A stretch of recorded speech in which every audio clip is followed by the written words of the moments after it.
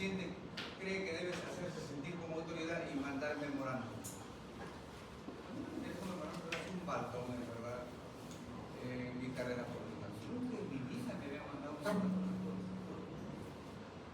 Yo decía, me llama la atención porque usted no ha cumplido con el sistema y si se reitera, se hará merecedor a las sanciones que se imponen administrativamente. Le ha dado un miedo de la fraude.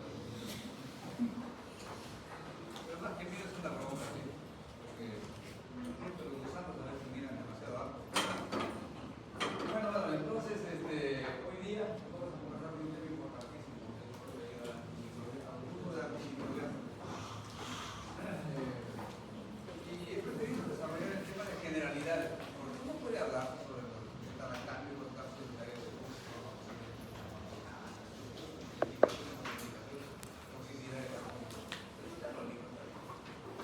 las generalidades ya tienen un cierto alrededor de ideas que deben ser compartidos por todos los médicos de manera, verdad, privilegiada, que debe guiar en la conducta terapéutica. Como vamos a ver ahí en una cita, la OMS cuando menos ha calificado que el 50% de los antibióticos están pésimamente indicados, mal indicados. Así que es un grupo de fármacos que están muy manoseados, muy, digamos, afectado en cuanto a reconocimiento de su calidad. Bueno, pero les estaba diciendo de la anécdota que y comenzaron a hablar de que incluso cuando uno dice tiene hasta conflictos, pues digamos, familiares, de pareja, viene de mal humor a la gente, no puede a veces tirarse las espaldas, puede explicar a veces el mal genio, las intolerancias que puede manifestar un docente. Hay que a veces está como pidiendo un servicio, hay que entenderlo. Y entiendo que de igual manera cuando ustedes tienen problemas en su casa, vienen acá con mal talante, pues uno cree que todos deben estar bien tranquilos,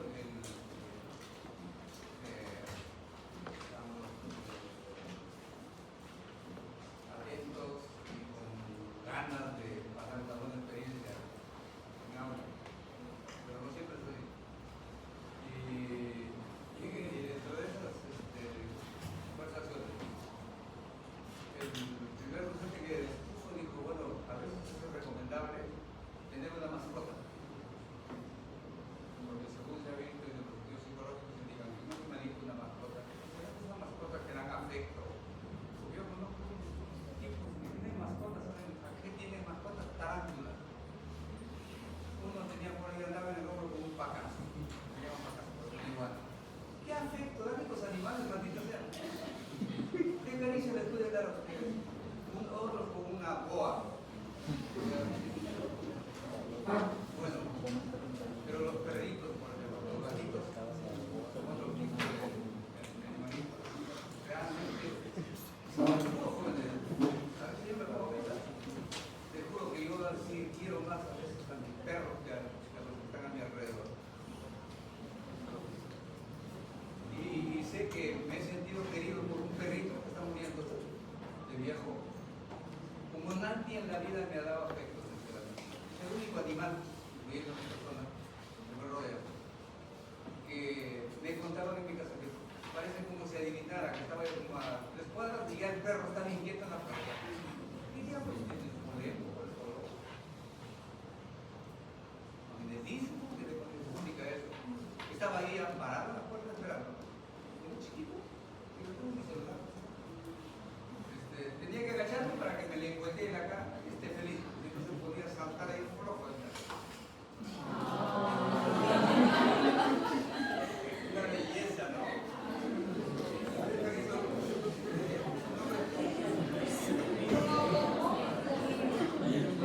Puede que tiene la película de la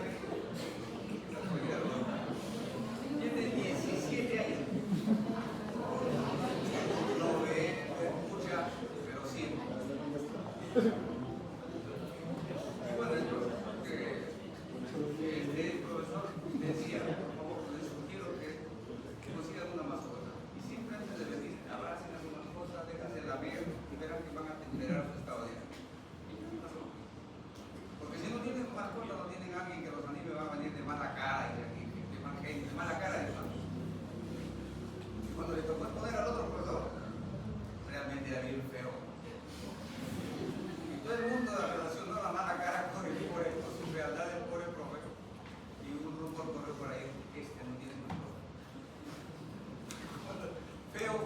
otro lado, aparentemente no tenía mascota y él escuchó, porque sí tengo mascotas, desgraciado. Sí, pues esa es la anécdota de este asunto de cómo que está bien nos hace el mundo. Es hermoso, sinceramente, tener un animalito que le da afecto, cariño, que sufre. Cuando yo estuve mal, solito, siempre le tomaron una foto que estaba desesperadito parado al borde de la cama, mirando.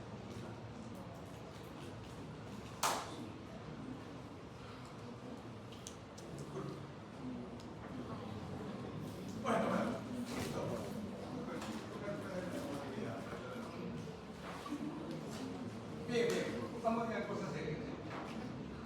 Conceptos básicos. Hablamos de antimicrobianos cuando estamos refiriéndonos a agentes terapéuticos que van a combatir los gérmenes, microbios que son patógenos. Son patógenos porque afectar, porque es cruel matar a quien no nos hace ningún daño. Y hay que diferenciarlo cuando se habla de quimioterápicos. La quimioterapia se refiere en verdad a todo agente medicamentos que usamos en terapéutica de enfermedad, incluyendo las enfermedades de infección. Por ejemplo, ¿a qué quimioterapia me estaría refiriendo cuando hablo de una infección? Ya la he escuchado. Quimioterapia diciendo que anda quimioterapia antineoplásica. Pero en tratamiento de cáncer usamos el impacto de sería la quimioterapia antineoplásica, para diferenciar la quimioterapia antimicrobiana. Pero hoy día vamos a hablar del antimicrobiano. Ahí hay otros conceptos como el antibacteriano, que se refiere ya exclusivamente a cuando usamos quimioterapia para combatir bacterias. Y eso por favor hay que irlo ya grabando bien, ¿sí? Porque nosotros usamos antimicrobianos que incluyen a los virus, antibacterianos, que incluyen a las bacterias, y antiparasitarios y además antimicóticos. Bien. Entonces, cuando estamos hablando de antibacterianos, nos estamos refiriendo específicamente a aquellos fármacos que combaten, eliminan a las bacterias patógenas. Bien, no es para generalizar el uso de sistemas. También hacemos aquí una diferenciación que hay que hacer entre el uso sistémico y tópico. Cuando hablamos de uso sistémico, ¿de qué estamos hablando?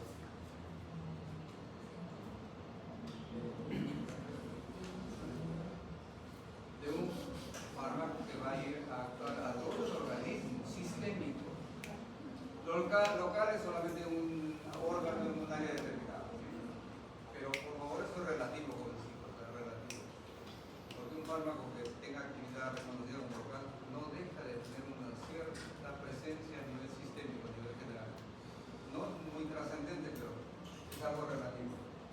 El concepto de antibiótico se refiere al antimicrobiano, que al menos originalmente fue extraído de un ente biológico. El ejemplo es la penicilina. La penicilina históricamente se extrajo al inicio de una secreción de un hongo. El hongo es un ser vivo. Un virus, un ser vivo, produce una sustancia que afecta a una bacteria patógena y ahí se le llama antibiótico. Los macrólidos, como la eritromicina, también se derivan de hongos. Algunos aminoglucósidos también.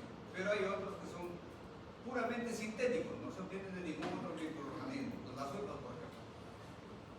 Los azúcares son puramente quimioterápicos antimicrobianos, pero no son antibióticos. La penicilina sí son antibióticos, sí. Esa es la diferencia. Entonces, no a todo antimicrobiano se le puede denominar antibiótico, como generalmente se usa el término. Hay otros conceptos importantes ahí, bactericida y bacteriostático. ¿Qué les hace, qué les trae a la mente la idea de bactericida y bacteriostático? El sufijo, sida y estasi. Sida con C, no con S. ¿Qué significaría?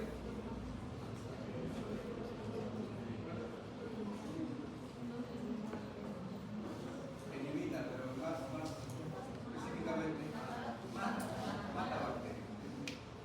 El antimicrobiano que mata a las bacterias es bactericida. ¿Y el que es bacteriostático? El sufijo, más o menos, ¿qué le dice? Estasis. Parálisis. Detiene. Impide su crecimiento, su multiplicación. Entonces, hay antimicrobianos que matan a las bacterias causando ver, una represión inmediata de ustedes. Entonces, ¿qué sentido tiene usar bacteriostáticos si no va a matar a la bacteria que nos está haciendo daño? No tendríamos que usar necesariamente bactericidas en todas las infecciones. ¿Creen ustedes eso?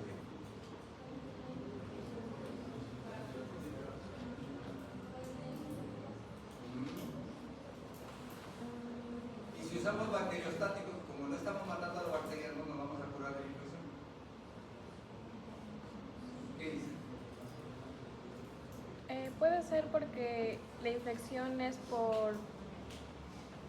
o sea, a veces ocurren infecciones, pero por proliferación de bacterias que tenemos ya en nuestro cuerpo.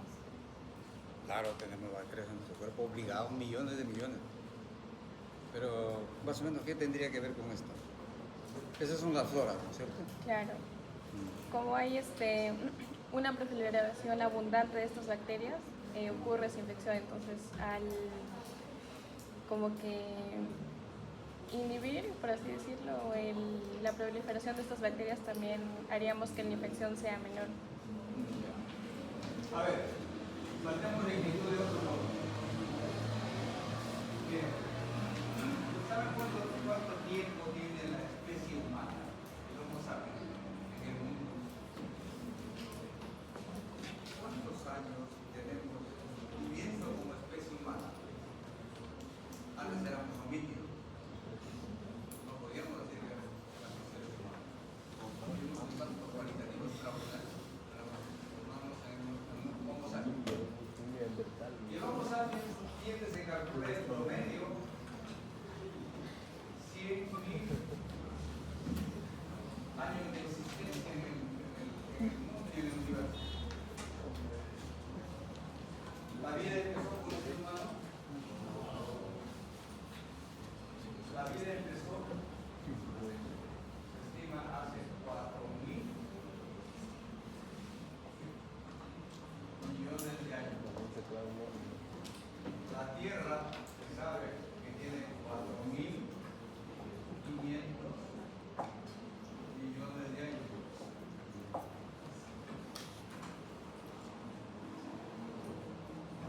O sea, nosotros somos un suspiro en la edad de la Tierra.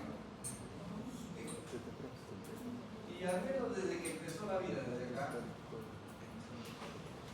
hasta que aparece el ser humano, la vida, los elementos biológicos, digamos para ser más precisos, desde aquí nomás. ¿Cuánto tiempo creen ustedes que tienen los antibióticos usándose en el mundo?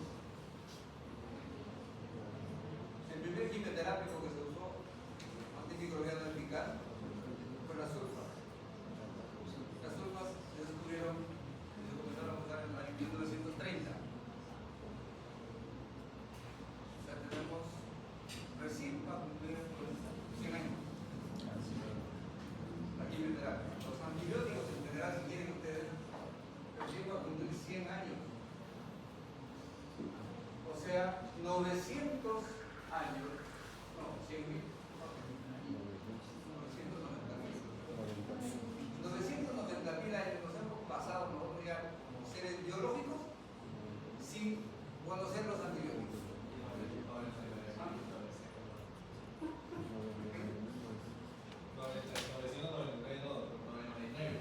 No importa. Pero lo que quiero que les muestra que la cantidad de tiempo donde no existieron los antibióticos. Y por lo tanto, si fueran imprescindibles para curar a un paciente, a un animal, cualquiera que sea no homínido, hace tiempo hubiese desaparecido la vida, ¿no es cierto? Por lo tanto, nosotros nos podemos curar sin la presencia de uso de antibióticos o no. ¿Y quién nos curaría?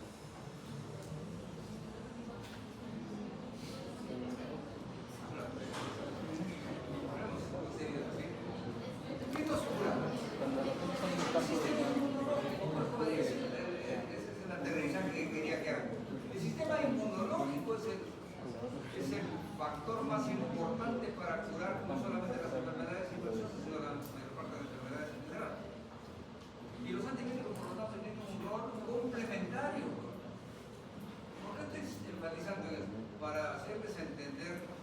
que no es imprescindible la presencia de antibióticos o antimicrobianos, o si acaso en la medicina, no es imprescindible.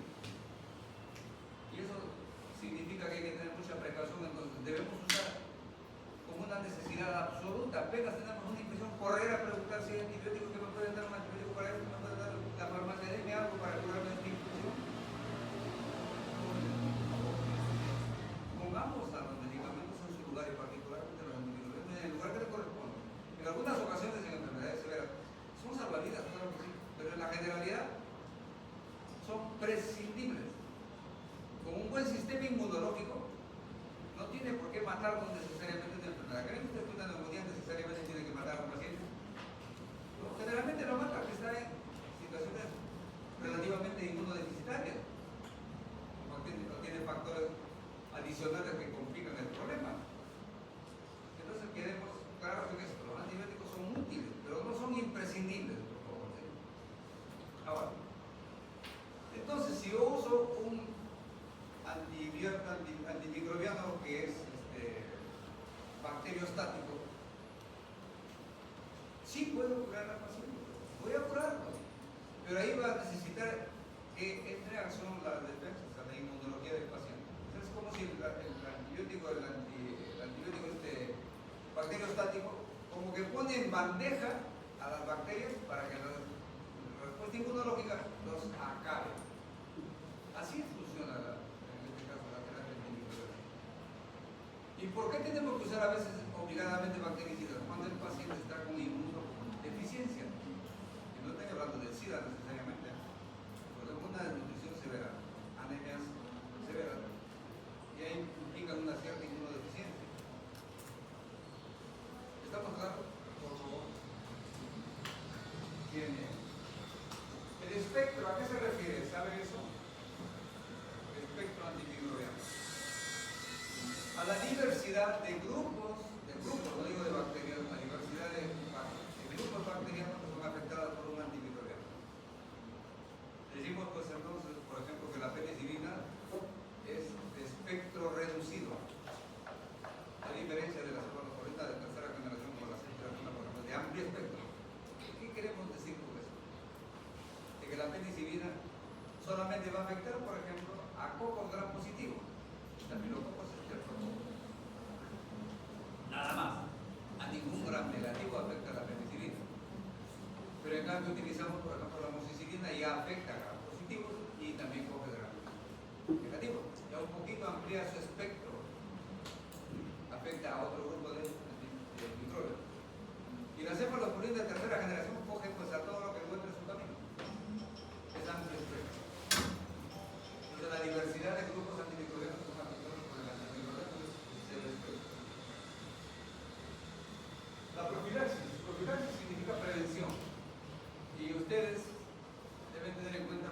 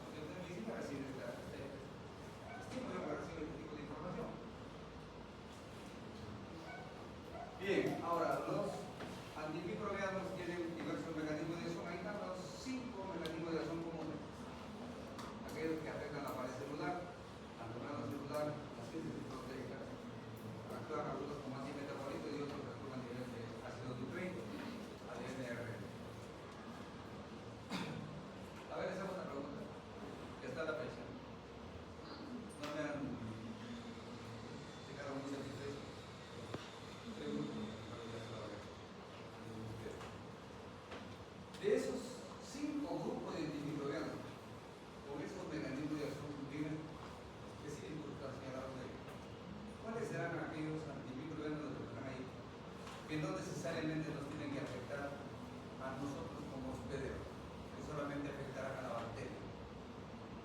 Lo que actúan en la pared celular, lo que actúan en la membrana celular, la síntesis proteica, como antibióticos a nivel negativo. A ver.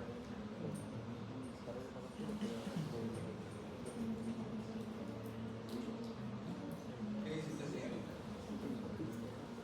¿Cuál sería los que no nos afectaría necesariamente a nosotros?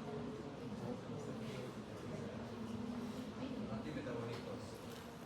No. La pared celular. ¿Por qué?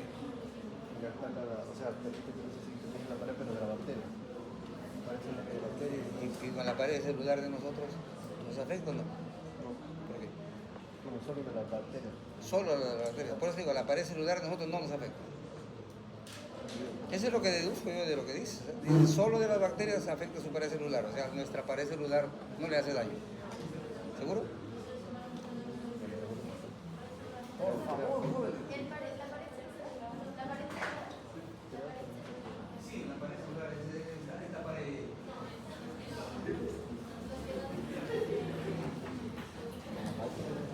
Por Dios, están aquí reunidos con árboles, ramas, vegetales que tienen pared celular ustedes. Por Dios, me sorprende.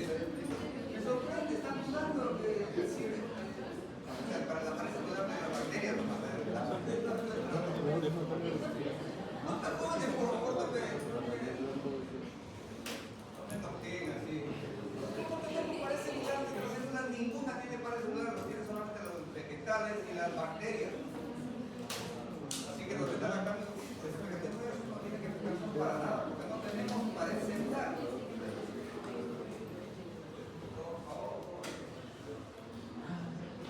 Bueno, podríamos referir a antimetabólicos. Aquí fíjense que diferenciar este asunto también es importantísimo. Las sulfas son antimetabólicos, actúan bloqueando la síntesis del ácido fólico. El ácido fólico es vital para la vida vegetal y animal y bacteriana. Pero ahora viene esa pregunta. Bueno, esto sí, eso nos podría afectar. Pero ¿por qué no nos afecta? ¿Por qué creen que haciendo obviamente extracción va a impedir la síntesis de ácido fólico en nuestro organismo y eso nos podría deteriorar gravemente? Pero ¿por qué no nos afecta? Razonen, jóvenes. Ah, ¿qué dicen?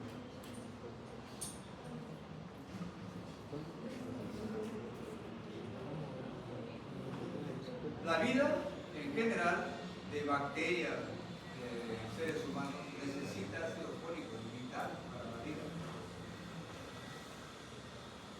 Y estos preparados bloquearían la síntesis de esta sustancia elemental.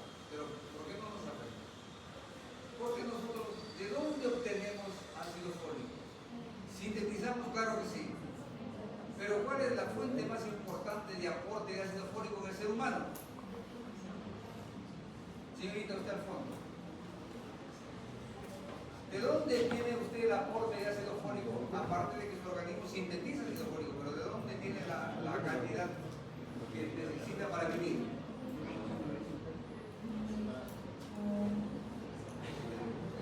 Conteste, pues.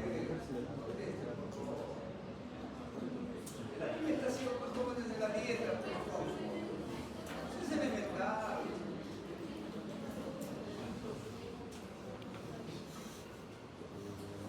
Bueno, esa es entonces la explicación por qué las sulfas no nos afectan a nosotros.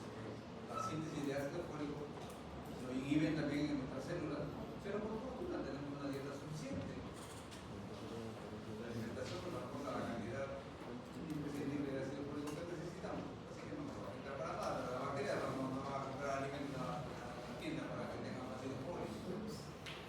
Tienen que vivir solamente de la que sintetizan.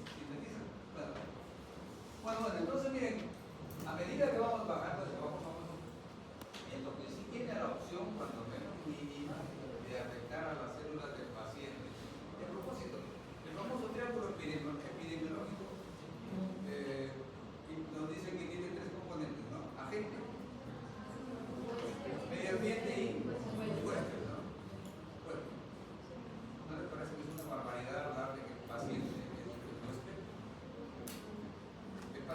realmente huésped de esa enfermedad. ¿Quién es el huésped? La bacteria la que llegó a hospedarse en el paciente, ese es el huésped. Nosotros somos ¿qué? Hospederos. Lo que pasa es que hemos sido tan brutos que cuando esta denominación del triángulo medio, que obviamente como siempre viene del idioma del mundo anglosajón,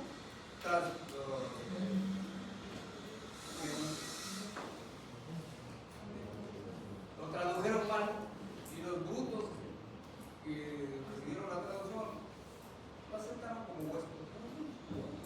Pero hay que modificar ese concepto del triángulo medio. Bueno, tengamos en cuenta, sí, por favor, que a pesar de que a lo mejor no nos hace mucho daño, cuando estamos hablando de efectos a nivel de algunos efectos, ahí sí, bastante riesgoso la posibilidad de una sobredosis, correcto, ahí no va a afectar de manera severa. Estamos yendo al centro de la vida central. Una referencia histórica sobre los quimioterapias antibióticos. Entonces, hace mucho tiempo atrás que algunos microorganismos tenían la capacidad de afectar el crecimiento de otros. Hay competencias y luchas, conflictos. Y por lo tanto, por ahí había la posibilidad de que alguno pudiera ser ahí útil para combatir si alguno otro era agente patógeno. A lo mejor este no es patógeno y nos ayudaría a combatir la enfermedad, porque a nosotros no nos afecta, pero a su congénere sí. Bien. ¿Y qué ocurrió? Fíjense ustedes, recién en el año 1945, o sea, ni siquiera hace ya más de 100 años, 2035 sería 100 años. ¿Sí? ¿Estamos bien? No estoy equivocado. En 1935 se hizo el descubrimiento de una molécula química que sintetizaron una molécula química que se llama fluorina. Y en 1908, hicieron la síntesis de esta molécula, puramente química, no lo hicieron con fines médicos, sino con experimentos químicos.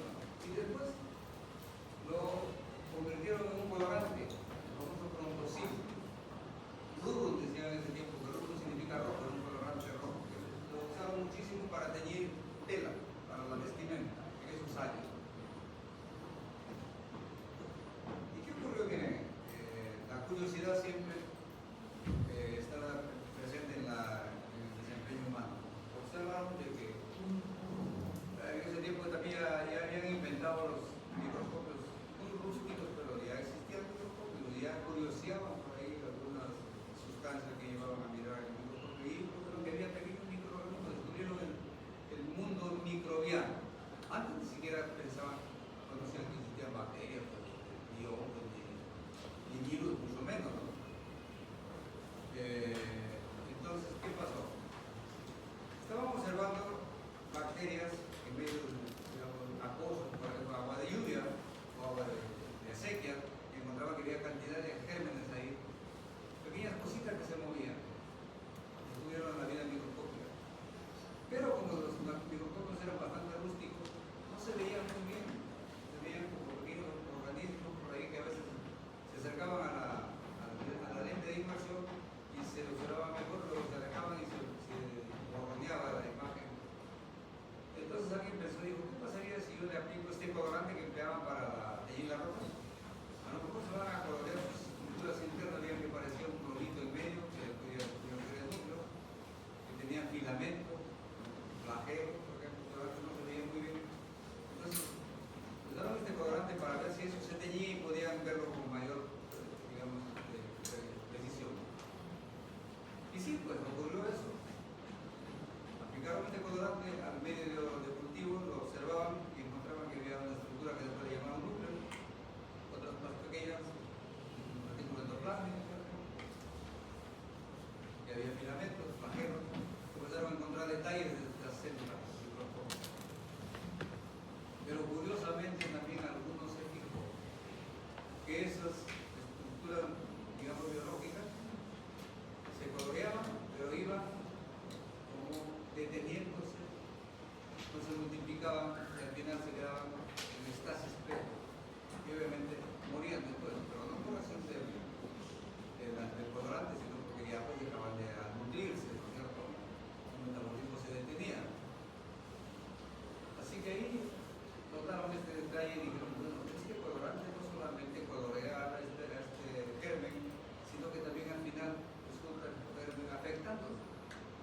Y este germen sabemos que participa en una infección tal, una enfermedad. Ahí surgió el interés de que estos colorantes tenían actividad antimicrobiana. Y después se procesó más y se empezó ya a usar como ya, la sulfanidamida. Ahí empieza la primera sulfa y fue el primer quimioterapia que usamos en el mundo. Entonces, en el año 1935 se considera el origen, la inauguración de la terapia antimicrobiana. Más o menos 8 años después, o poco menos, surgió el otro evento importantísimo del descubrimiento de la penicilina.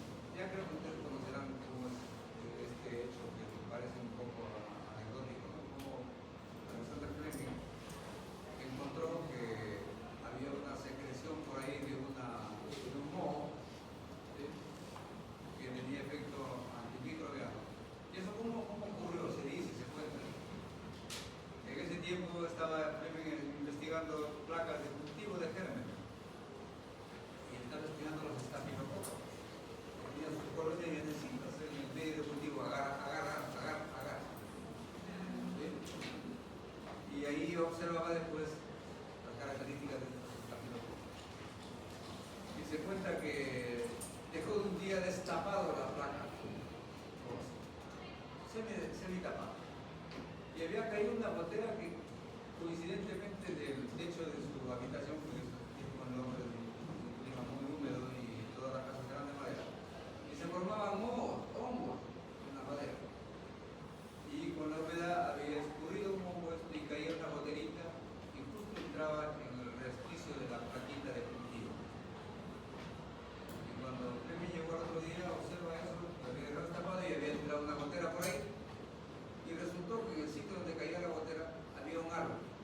No había ninguna bacteria. Yo pensando, probablemente diría pues efecto mecánico, entonces cae una gotera, lo desplaza. Pero ¿qué hizo él para verificar esto? Comenzó a tomar muestras de los bordes de las demás colonias que habían crecido de estafilococos. Y encontró estafilococos lisados, destruidos, digamos rotos. Destruido.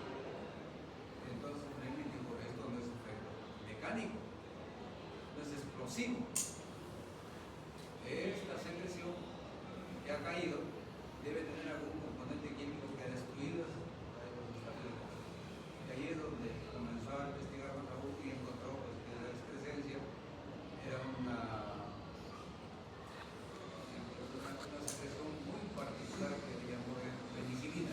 El hongo del cual derivó la gotera se llama Penicillium notatum. Ahí es donde surge la penicilina y de ahí se comenzó a industrializar hasta que se produjo el tema de antibióticos que se considera una gran maravilla del mundo de la medicina. Ahí nomás, si se dan cuenta, en 1941 el descubrimiento de Fleming fue el año en el cual ya estaba empezando la Segunda Guerra Mundial. Y en ese tiempo los soldados, obviamente, pues imagínense, paraban su acto bélico y no se bañaban, tenían su uniforme muy riguroso, con botas terriblemente fijas. Así que tenían lesiones de piel, pero tremendas, tremendas. Y no había ni siquiera mucho hábito de higiene. Así que las infecciones cutáneas, particularmente de los miembros inferiores, eran notables. Y hubo una en particular que le llamaron la pie de trinchera, la trinchera. De ahí morían cantidades de estos pacientes por infecciones sépticas que se originaban en las lesiones dermatológicas. ¿Sí? Y como se sabía que el estafilococo que causaba esta infección era destruido por la penicilina, se empezó a usar la penicilina de manera pues, masiva y salvó muchísimas vidas. Se sabe que ha salvado la vida de millones de soldados en la Segunda Guerra Mundial.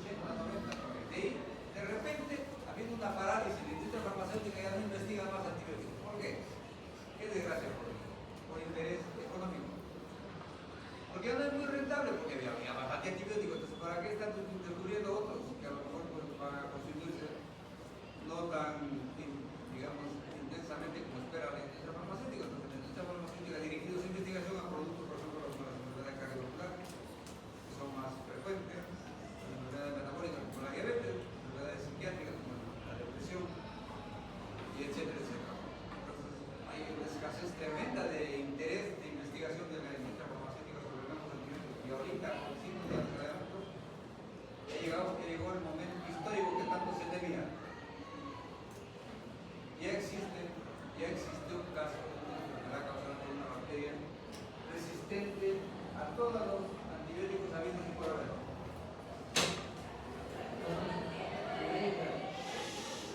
Por favor,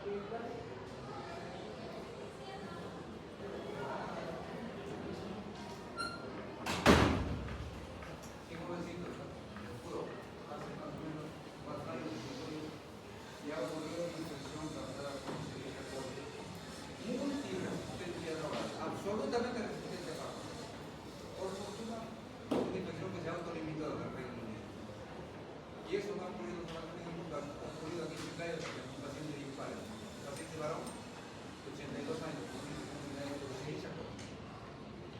Se le pidió el objetivo, el antibiograma. ¿Qué es Escherichia coli? Antibiograma, una lista de cerca de 30 antibióticos que se probó que Escherichia coli. Escherichia coli a todos era resistente. Ningún caso de sensibilidad siquiera intermedia. Ese paciente se le sacó del estado crítico con un cóctel, se llama antibiótico. Se usó mezcla de antibióticos con la esperanza de que pudieran interactuar ahí favorablemente y por fortuna se lo bien. Jovencito, ya llegó ese momento que tanto se temía. Es un momento tremendamente grave para la salud mundial. En New England, un diario muy reconocido en Londres, publicó un titular que dijo: se acabó la era de los antibióticos. Y es una realidad joven. ¿Y saben por qué hemos llegado a eso? Precisamente por el mal uso de los antibióticos. Qué terrible, francamente. Es una cuestión trágica, en verdad. Bueno.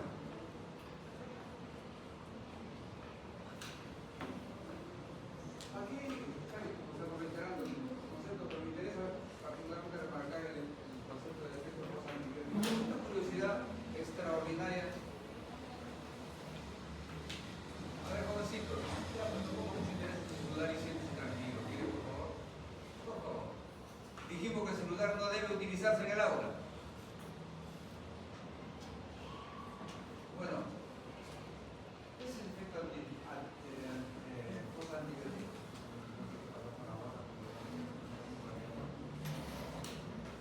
¿Qué pasó?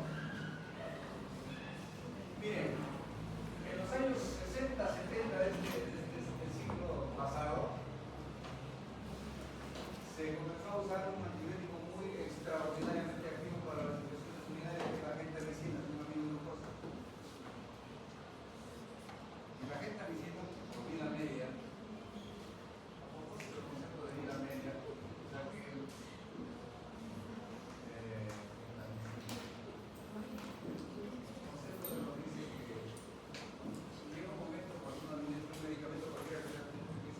nivela la cantidad que se absorbe con la cantidad que se elimina. El tiempo en que logra esa nivelación se llama vida media. Para la penicilina es 1.5 horas. O sea, cuando damos una penicilina a la hora y media, ya llegó al equilibrio entre lo que ingresa y lo que se elimina. Y se establece un nivel plasmático uniforme, que es vida media. ¿Y para qué nos sirve eso? Para poder dosificar los lapsos de administración. Se multiplica la vida media por 4, 6. Y esa es la frecuencia de administración de la penicilina que soy. ¿Estamos? Vida media de la penicilina que soy 1.5 horas. ¿Y cuántas veces lo tenemos que administrar al día? 4 veces al día, cada persona. ¿Estamos? Muy bien. Entonces, por vida media, la gente tendría que administrar cada 8 horas.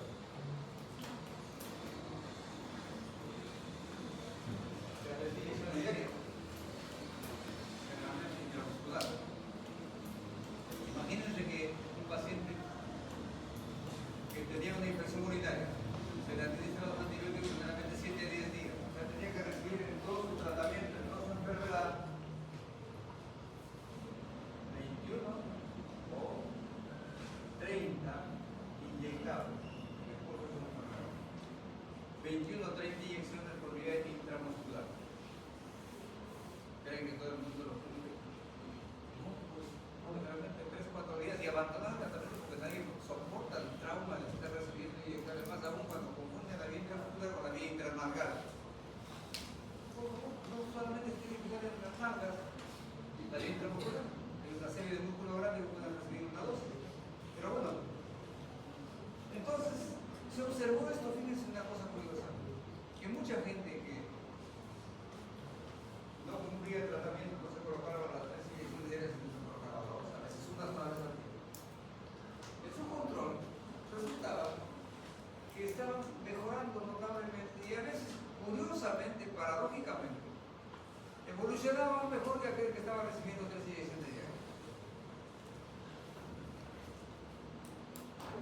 aplicaría eso?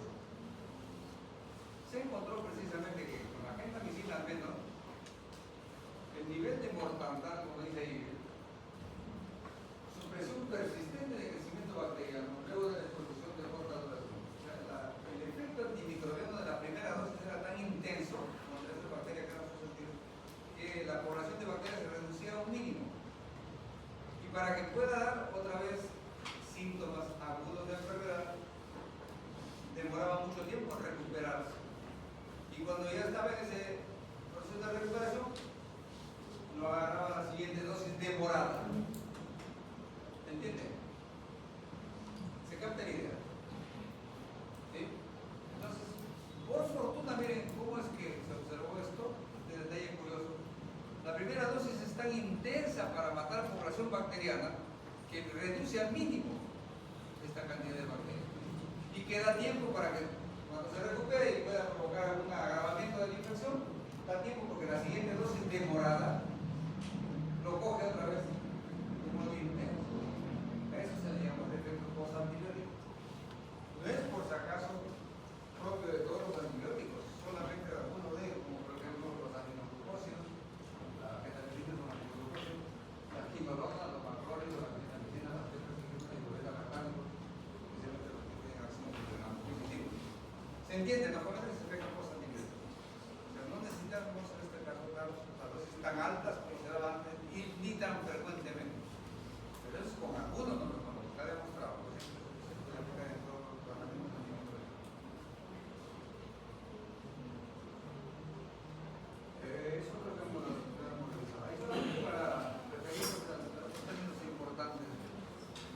¿Qué saben ustedes sobre los antisépticos y sobre los desinfectantes? Supongo que me van a hablar de estos términos, antiséptico y desinfectante.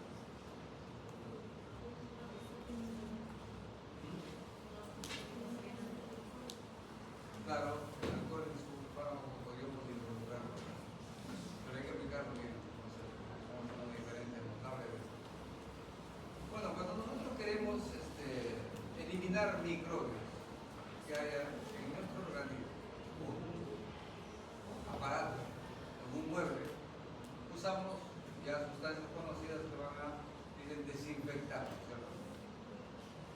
Hay que desinfectar, por ejemplo, un bisturí para que no vaya a ser objeto de contacto de un paciente. Pero hay que tener mucha, digamos, precisión en los conceptos. Fíjense, ahí no son sinónimos. El antiséptico es aquel agente quimioterápico que elimina los microbios, especialmente los patológicos, en superficies y en órganos biológicos, o sea, en organismos vivos. El alcohol, por ejemplo, le damos oxígeno, usamos por herida, en la piel, normal, la piel inflamada. Entonces, aquel agente quimioterápico que lo aplicamos en una superficie viva, se denomina antiséptico. Pero si uso, por ejemplo, cresol o formol, ¿lo puede usar en el organismo vivo? No, pues es potencialmente muy tóxico. Pero lo usamos en un mueble, en equipo quirúrgico. Ahí, ¿qué nombre recibiría? Desinfectante. ¿Estamos? Entonces, antiséptico es aquel agente que se usa en organismos vivos y desinfectante que se usa en superficies inanimadas. Bien. El uso preventivo, como digo, solamente se puede aplicar en ciertas circunstancias, jóvenes, no como les decía en su momento, esta práctica tan desafortunada que se ve cualquier herida, se presenta un antibiótico preventivo en las personas que no son infectadas. El uso preventivo sí se da, por ejemplo, en lo que se llama intervenciones quirúrgicas sucias. ¿Por qué se llama intervención quirúrgica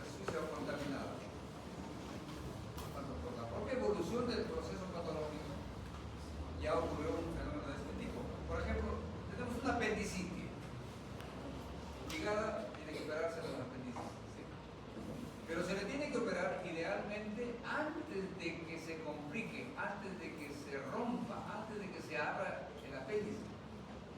Porque una vez que se abrió el apéndice, se rompió el apéndice, se diseminó la infección en toda la cavidad peritoneal. Entonces los cirujanos se supone que tienen la competencia suficiente para darse cuenta cuándo la apendicitis está todavía sin perforarse, y si ya se perforó, cuánto tiempo tiene. Te dicen que cuando ya pasó especialmente 6 horas, es una infección obligada que va a morir. A lo mejor el paciente todavía no tiene ninguna molestia infecciosa, pero ya se sembró, las bacterias se sembraron en la cavidad peritoneal y es una infección gravísima. Las peritonitis son muy serias. Entonces, si un paciente tiene síntomas de apendicitis, por ejemplo, antes de 6 horas se ha agravado violentamente con distensión abdominal, ausencia de ruido hidroaéreo, ya se diseminó en el peritoneo. Ahí sí se dan antibióticos antes de que el paciente empiece a tener fiebre alta, un cuadro séptico, ¿sí? Ahí sí es conveniente la profilaxis antibiótica. Lo mismo en las manipulaciones que se hacen en el área pélvica, particularmente ginecológica en la mujer, por ejemplo, vagina, útero. Ahí, ¿por qué? Porque la posibilidad de que se desarrolle una infección por agentes anaerobios, los gérmenes anaerobios son tremendamente agresivos y hay muchísimo germen anaerobio en la cavidad de los órganos genitales, especialmente femeninos, y en la mucosa bucal. Por eso las heridas que ocurren por mordedura humana son potencialmente muy serias, porque en la boca tenemos gran cantidad de gérmenes anaerobios. Y ahí generalmente hay que usar antibióticos. Y a propósito de los anaerobios, muy pocos por ahí nos fijamos en que hay muy pocos antibióticos capaces de combatir a los anaerobios. Tenemos 3 nomás, si quieren anótelo. El metronidazol y la clindamicina, excelentes, pero tienen solamente unos cuantos, cloramfenicol, clindamicina y metronidazol.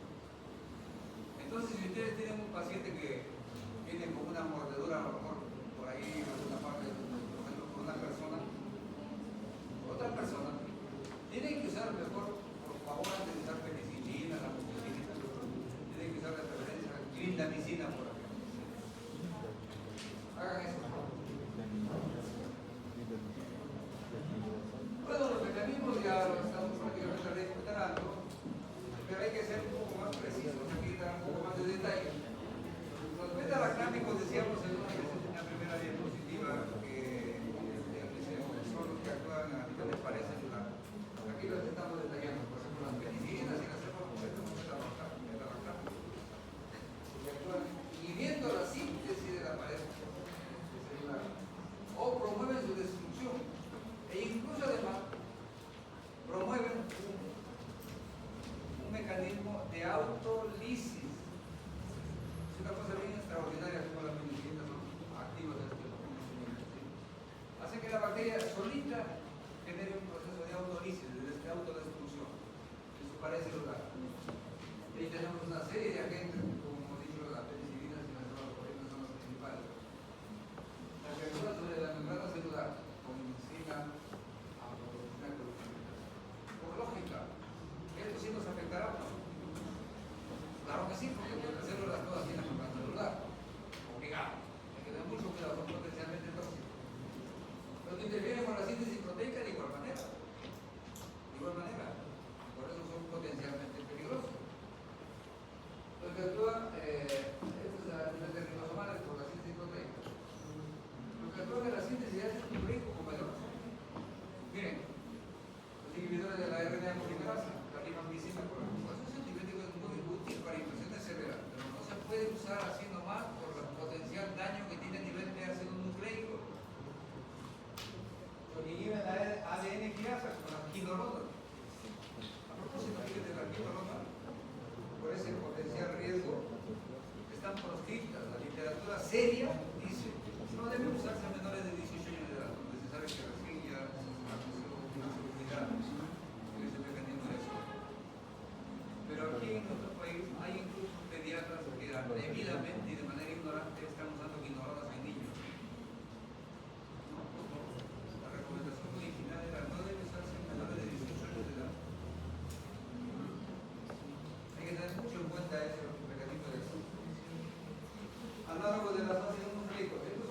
antiviral, la ciclovírica, cicloviral.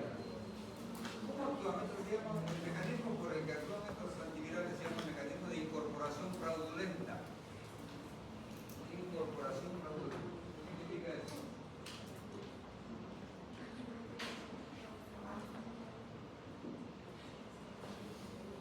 Estos antivirales se usan fraude. Provocan un fraude.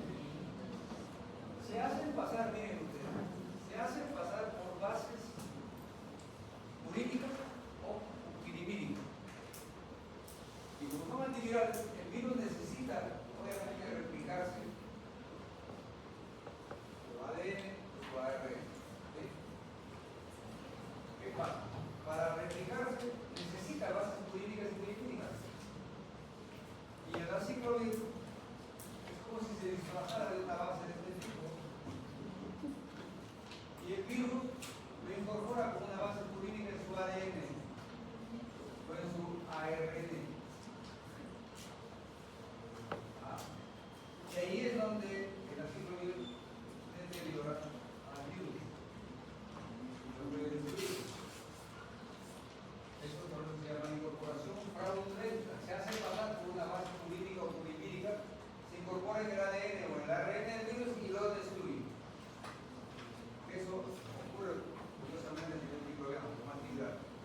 Los antimetabolitos, donde están las uvas del trímetro y el paramino salicílico, actúan también algo así complejo, pero miren, ese es cuando les hablaba a ustedes de que las sulfas particularmente y el trímetro son antimetabolitos porque inhiben la síntesis de ácido fólico.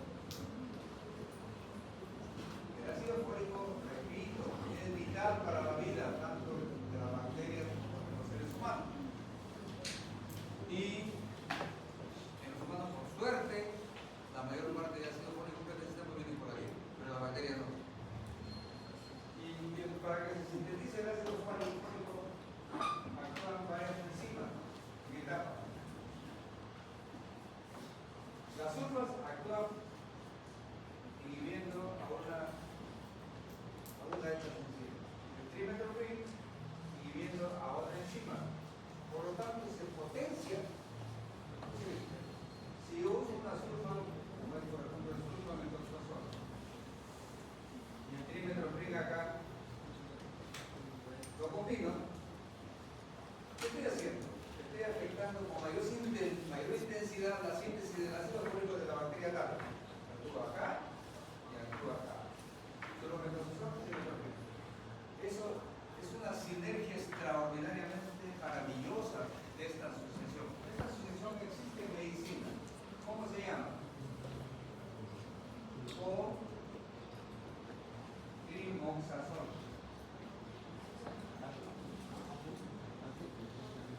El cotrimoxazol es la combinación de una sulfa,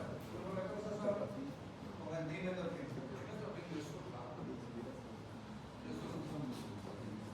Y aprovecha que la sulfa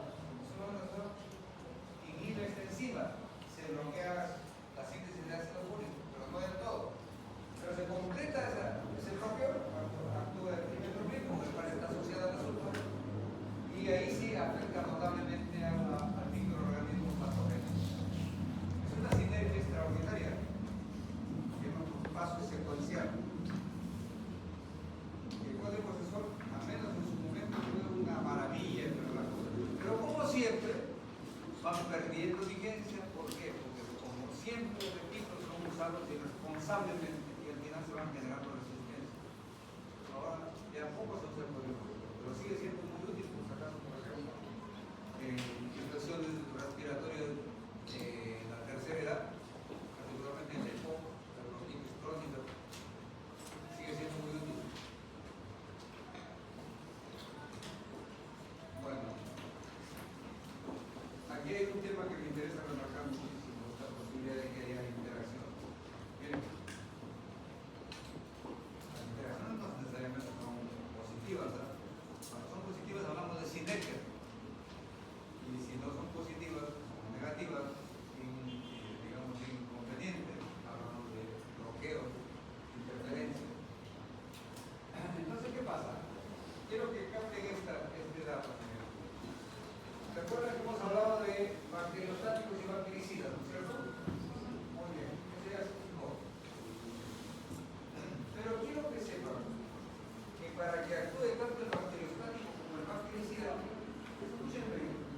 La bacteria tiene que incorporarlo, hablemos un poco sabacanamente, digamos, tiene que comerlo al antiviral, tiene que incorporarlo a su interior celular. ¿Sí?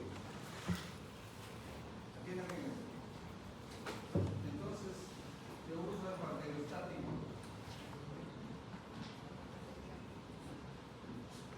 Por ejemplo, el clorpenicol, y uso un bactericida como la amoxicilina. Bactericida. ¿Qué espero yo? Que estoy usando dos antibióticos y debe mejorar el efecto antimicrobiano. Estoy usando dos antibióticos, ¿cierto? Con mecanismos de acción diferentes, pero estoy usando dos, no solamente uno. Dos siempre será mejor que uno, en teoría. Pero como sabemos que el bacteriostático, ¿qué hace? Paraliza al microbio. Lo mata. Pero para que el bacteriostático paralice, el bactericida no mata, tiene que ser incorporado por la bacteria que está por acá. ¿Qué significa incorporado? Que tendrá que ser incorporado al interior celular y el bactericida también para que actúe. Pero ¿cómo va? Escúcheme por favor, este detalle pequeño. ¿Cómo va a actuar la amoxicilina cuando el bacteriostático va a paralizar a la bacteria? ¿Va a incorporar la amoxicilina? De ninguna manera. Ese es el gran inconveniente. Ese es el gran problema que hay. El bacteriostático detiene vegetativamente a la bacteria. Y por lo tanto ya no va a incorporar a la amoxicilina que esperamos que lo mate. Y pierde actividad la amoxicilina. Entonces ahí será un bloqueo de la actividad del bactericida por parte del bacteriostático. No es de ninguna manera una combinación apropiada, útil, sino totalmente inconveniente. ¿Está claro? Es pésimo, jovencitos, entonces asociar antibióticos si es que no nos hemos fijado si serán bacteriostáticos ambos, serán bactericidas ambos, o serán bactericida y bacteriostático. Es una cuestión compleja tal vez, pero hay que tener en cuenta como una previsión. Nunca usemos los antibióticos a los cuales no conocemos cuál es su mecanismo de acción. Si estamos seguros que a lo mejor los dos son bactericidas, obviamente lo usamos, pues. Porque no se paralizó la bacteria, va a incorporar a los dos y potencialmente podemos pensar que puede ser una sinergia de suma. ¿Estamos bien? ¿Estamos de acuerdo? Pero si no conocemos, o si ya sabemos que uno es bacteriostático y el otro es bactericida, entonces el bactericida lo estamos usando de más. No va a funcionar. Cuando usamos, repito, dos bactericidas pueden sinergizarse, como dice ahí. La sinergia en acciones secuenciales es lo que nos dice el cuadro. Por pasos se va a afectar a la bacteria. Utilizamos también lo que llamamos facilitadores, por ejemplo los inhibidores de beta-lactamasa. ¿Han escuchado de los inhibidores de beta-lactamasa? ¿Saben lo que es el anillo beta-lactámico? Probablemente no. Bueno, pues ¿qué pasa? Los antibióticos que son de la familia de los llamados beta-lactámicos tienen en su estructura química precisamente un anillo químico, un hexano, que se llama anillo beta-lactámico.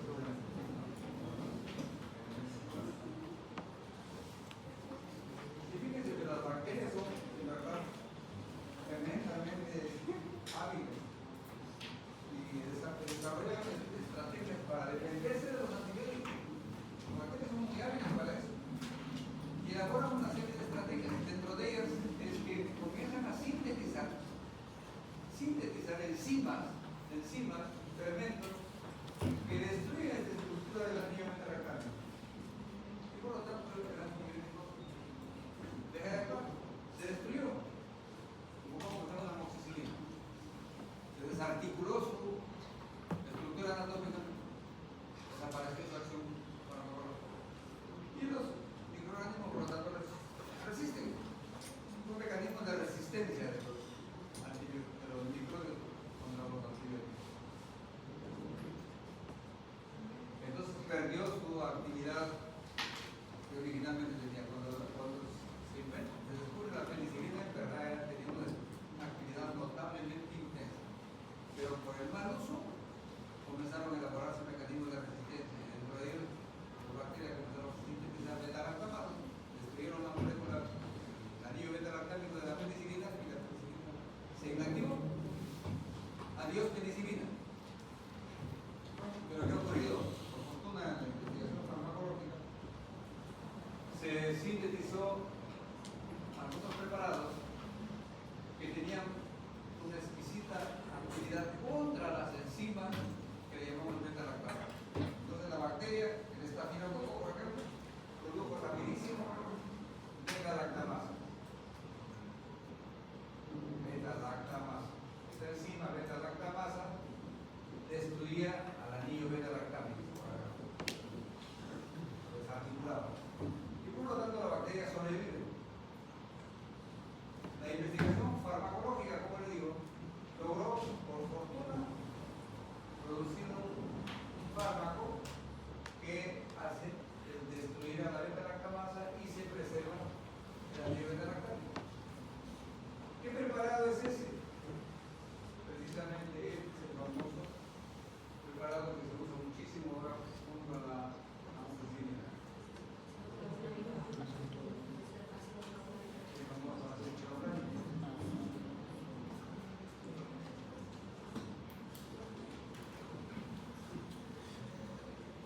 Sí, realmente es una estrategia extraordinaria de la investigación farmacológica. El ácido clavulanico se investigó y se sintetizó. Primero, ¿saben con qué intención? De que sea un antibiótico más. Porque es cierto, tiene actividad propia antimicrobiana, pero es endeble. Pero por fortuna se encontró que por ahí intervenía con la síntesis de la beta-lactamasa en la bacteria y se le dio énfasis a esta investigación como destructor de la beta-lactamasa bacteriana. Y por eso se usa más, asociado con la amoxicilina que con otros beta-lactamados. Hay otro facilitador que se llama surfactante. El surfactante se usa muy asociado, mucho se usa asociado a la ampicilina. La ampicilina, jovencitos, fue considerado un gran avance en la medicina antimicrobiana, porque antes teníamos penicilina sólica, la estudio previo. Pero luego, como les he dicho, la penicilina cristólica tiene un espectro muy reducido. Se veía que había gérmenes por los gram negativos que seguían causando desastres. Con la penicilina solamente destruíamos los gram positivos. Así que comenzaron a investigar productos que tengan actividad contra los gram negativos. De ahí surge precisamente la ampicilina y luego la amoxicilina. ¿Por qué se llama ampicilina? Porque ampi viene de amplio espectro. En ese tiempo se la calificó de amplio espectro porque comenzó a activar sobre las infecciones causadas por gram negativo. Repito, la penicilina cristólica solamente gram positivo. La ampicilina amplió el espectro. Gram positivo y gram negativo. Muy bien. Pero la beta-lactamasa de las bacterias prácticamente inutilizaron a la ampicilina y dejó de usarse muchísimo tiempo. Cuando se junta ahora la ampicilina con el surfactante, que hay un preparado que se llama Sulfamox, por ejemplo, que tiene una combinación de ampicilina más surfactante, recupera notablemente su actividad antibacteriana de la ampicilina, que antes no servía para nada. Y ahora se puede usar otra vez la ampicilina, pero siempre y cuando está asociada con el surfactante. Y ahora, por si acaso también, la amoxicilina sola ya nadie lo usa, jóvenes, porque todos los gérmenes son resistentes. Solamente lo usan asociado al ácido clavulanico. Y que se está manoseando también de manera pues, torpecísima, ¿no? Porque hay muchísimos pacientes que innecesariamente están recibiendo esta combinación, pudiendo dar solamente amoxicilina pura. La vitalidad se y necesariamente combinado con el ácido clavulanico. Bien, entonces eso es en cuanto a estos llamados facilitadores, inhibidores de beta-lactamasa. Interacciones. Es lógico, como decimos, usamos un fármaco cualquiera puede provocar efectos tóxicos.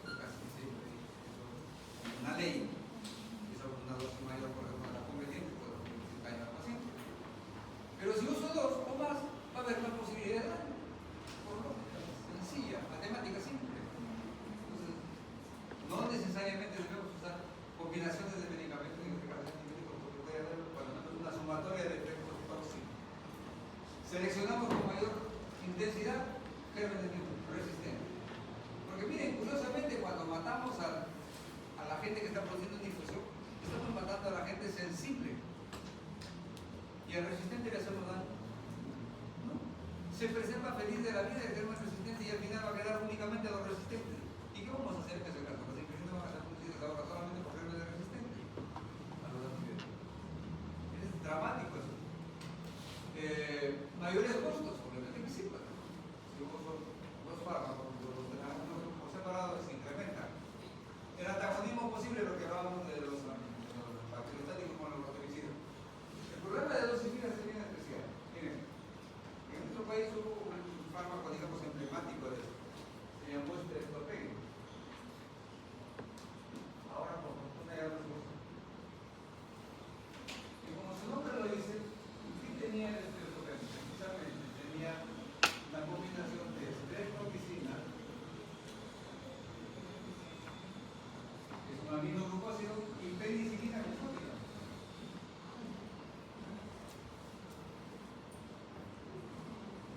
Bien, ¿qué sabemos nosotros? La streptomicina, su vida media exige administrarlo una o dos veces al día, cada 12 o 24 horas. Claro.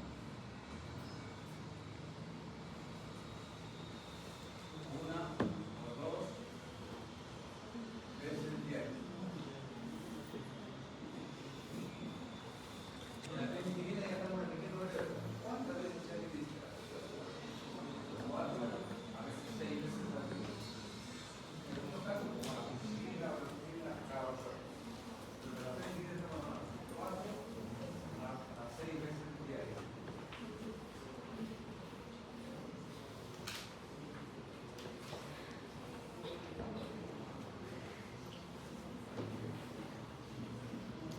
Bien, pero como ya está combinado en un solo preparado, en un solo inyectable, tiene esto todo. Ya viene preparado la combinación. ¿Cómo voy a dosificar el monóxido de hidrógeno en un paciente tal? Es posible. Si yo tomo en cuenta la contenido de la penicilina, tendré que administrarlo dos veces diarias. Pero ¿qué estoy haciendo con la penicilina que también está ahí? ¿Se administra dos veces diarias? No. Ahora, si tomo en cuenta la penicilina, tendría que administrarlo 4 o 6 veces diarias. Claro. ¿Qué estamos haciendo con la penicilina? Dándolo demasiado seguido. Entonces, esto es realmente una irracionalidad, pero vergonzosa. ¿Sí? Pero a la industria farmacéutica no le interesa eso. Le interesa vender. Y utilizando fondos médicos, pero es una cosa irracional. Y ahora eso se ha generalizado tanto como el tipo de la pena, asco. No solamente se combinan antibióticos con antibióticos, sino antibióticos con otro tipo de fármacos. Por ejemplo, hay algunos que se usan para los pulmones y infecciones respiratorias complicadas que empezaron con un resfrío o una alergia que se complicó. Combinan antihistamínicos con antibióticos. Por ejemplo, la amoxicilina con cetiricina. La cetiricina se administra por vida media, se debe administrar una sola vez al día. Y la amoxicilina se debe administrar cada 2 horas. ¿Cómo diablos indico ese medicamento a un paciente? Si tomamos en cuenta la cetiricina, tendría que administrarla una vez al día. ¿Y la amoxicilina? ¿Se da una sola vez al día? Si tomo como referencia la amoxicilina, tendría que administrarla 3 veces diarias. Y la estoy diciendo con la cetiricina, que se da solamente una vez al día. ¿Se dan cuenta de lo irracional de esto? No le da escozo, no le da vergüenza que tenga que tener este tipo de productos en todo que ella me dice lo que sea. Eso es terrible, pobrecito, ¿verdad? Ahora, incluso si ustedes tienen un fármaco combinado, un antibiótico con otro fármaco, que puede ser antibiótico, puede ser no antibiótico, por ejemplo, antibióticos más productos balsámicos, del pinol, gobenol, que ayudaría, según dice la propaganda, a descongestionar al paciente, a liberar de secreciones de la vía respiratoria. Y tienen una farmacocinética diferentísima de los antibióticos, pero están asociados a eso. Entonces, ¿qué ocurre ahí? Hay un preparado que ha sido una vergüenza que existe en el mercado mundial y particularmente que aquí en el país. Escúchenme bien,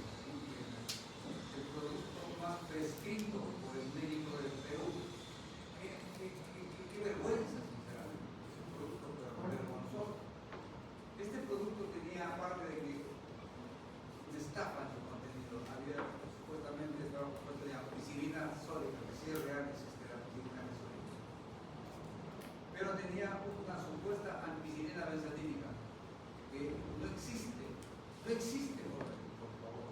Revisen ustedes si quieren en internet. Pero el laboratorio que produjo esta porquería anunció que sí existía para ello, que ellos lo habían sintetizado, nunca dieron evidencia de que realmente lo sintetizaron. Y además tenía pues el famoso balsámico, terminol, luminol, que ayuda mucho en la vía respiratoria, dice la propaganda médica. Entonces, este bendito producto a veces producía reacciones alérgicas. Y como estaba compuesto por ampicilinas, supone que es sódica y se supone la benzatínica, ¿cómo se rotulaba ese paciente que recibía, que producía una alergia como el inyectable? ¿Alérgico a qué se decía? A la ampicilina, por lo tanto, alérgico a la penicilina. ¿Estamos? Se rotulaba al paciente. En nuestro país hay una ley que nos obliga a los médicos, cuando tenemos un paciente y es una reacción a la penicilina, debemos rotularlo con letras rojas y con mayúsculas en la carátula de la historia clínica, alérgico a la penicilina, para que los médicos que tengan después no le vayan a indicar a penicilina, porque es una reacción mortal. Es por ley. No hay mucho paciente que está rotulado como alérgico a la penicilina. Pero cuando uno hace una buena historia clínica, ¿qué pasó? ¿Cómo es alérgico usted a la penicilina? Una inyectable que tenía penicilina y me produjo una alergia. Y si no, investiga más, va a confirmar que es una alergia a la penicilina, pero no. ¿Qué pueden seguir jugando ahí? Bueno, sí, pues es el medicamento que le inyectaron en la perna no tiene ampicilina.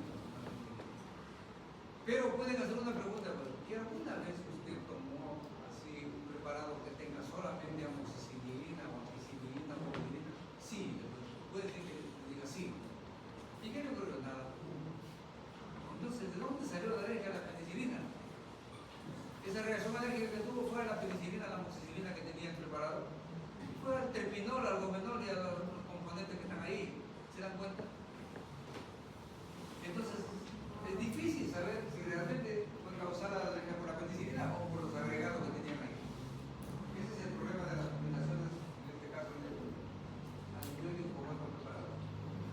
Bueno, estos son factores determinantes donde ya para que actúe el antibiótico o el quimioterápico tiene que ver su tamaño, la forma molecular, la solubilidad, el grado de ionización,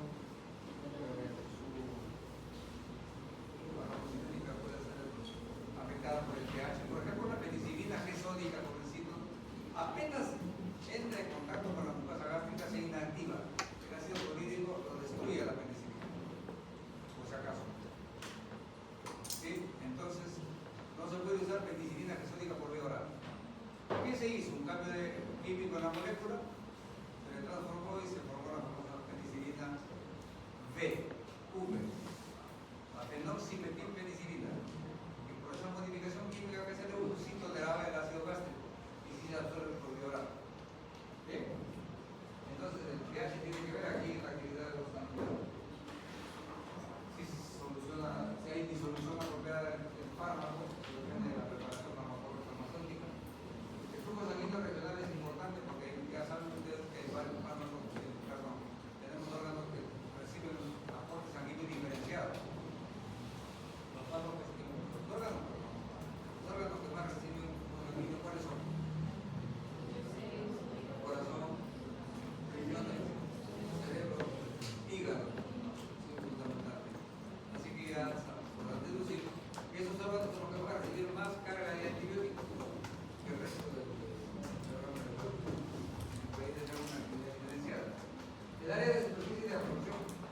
Antes se usaba mucho las inyectables intraperitoneales, ¿sabes? Y el medicamento, cualquiera que sea, actúa de un modo pues, veloz e intenso. ¿Por qué creen?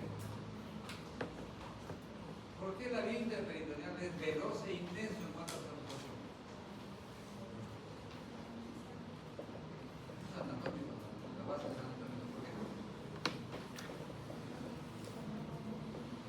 Porque es una tremenda superficie de absorción. Los jóvenes aplican ahí el antibiótico y se absorbe en tremenda superficie que es la peritoneal.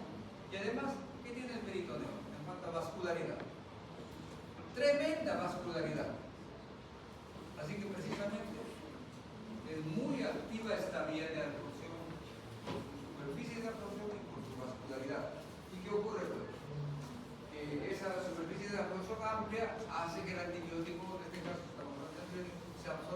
demasiado intensamente y demasiado rápido y puede llevar a situaciones no deseadas.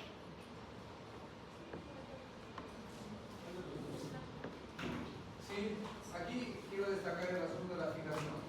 Muchos fármacos y algunos antibióticos tienen predilección por cierto tejido orgánico. El caso particular es de las tetraciclinas del que quiero remarcar.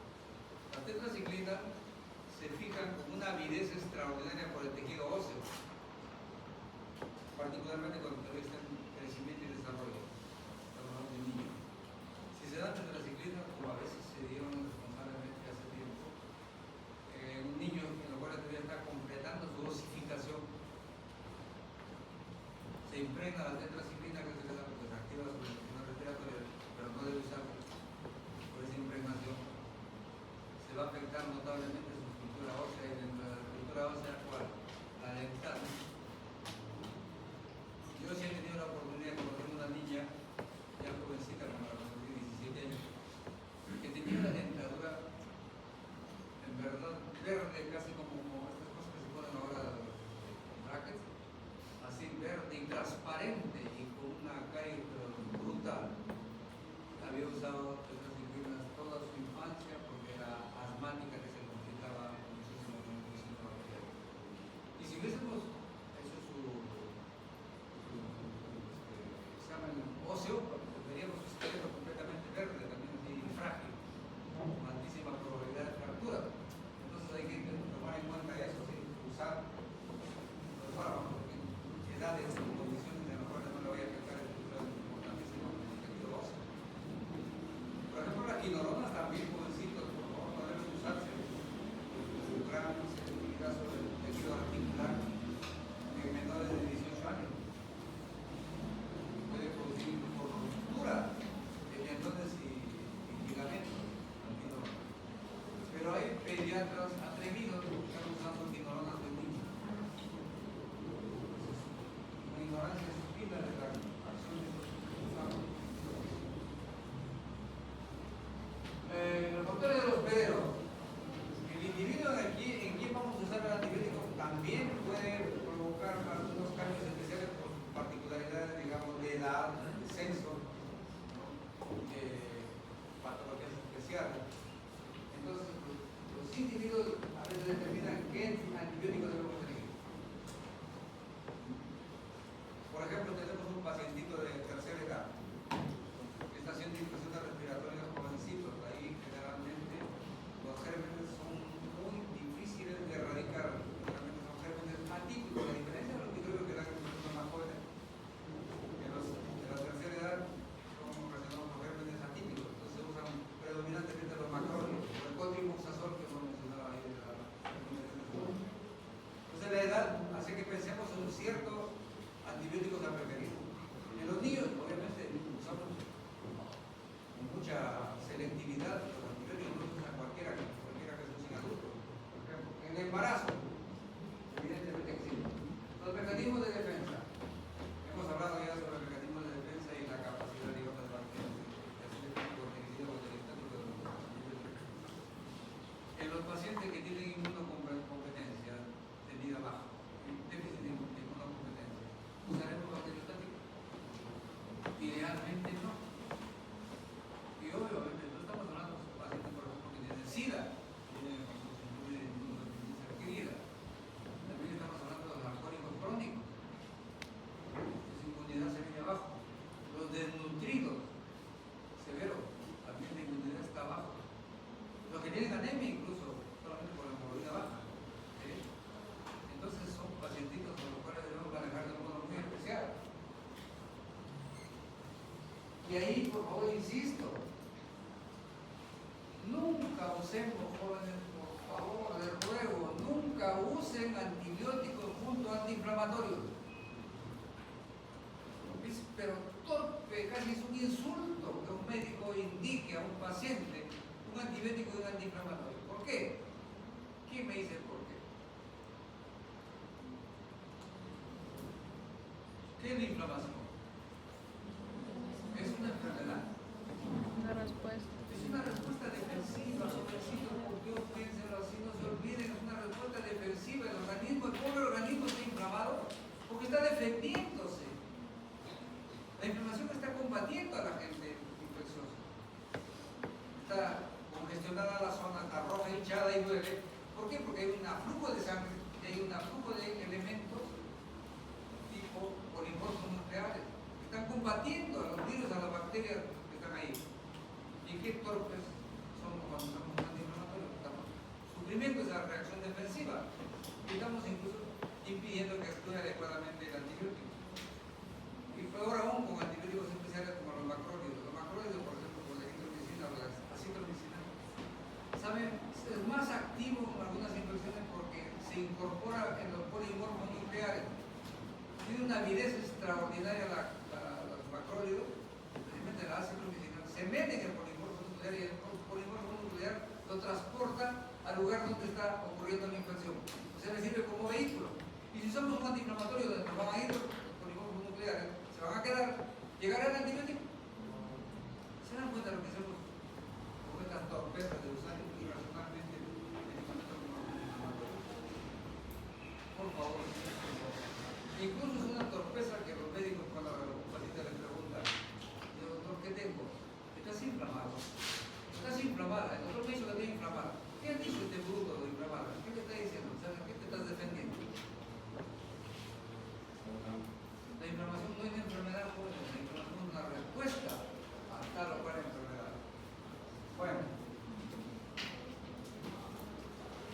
Esto es tal vez como una especie de mensaje final. Es una frase histórica de la medicina. Se le atribuyó en un tiempo a T.S. Eliot, pero no hay evidencia que yo haya dicho. Dice, la rapidez con que surgen los microorganismos multiresistentes no es igual a la velocidad con que surgen nuevos organismos. Ese es un problema crucial en la medicina, especialmente en la medicina basada en los procesos científicos. Y recuerde, jovencitos, la mayor parte de resistencia que tiene la bacteria son de los antibióticos actuales, por el mal uso de los antibióticos. Se usan innecesariamente. Cuando no son infecciones, lo que ustedes van a observar, les juro, vamos a observar cotidianamente en los hospitales cuando van a su práctica. Ven un pacientito que llega con un niño particularmente, todo, catarro, ira, infección respiratoria aguda. Tratamiento.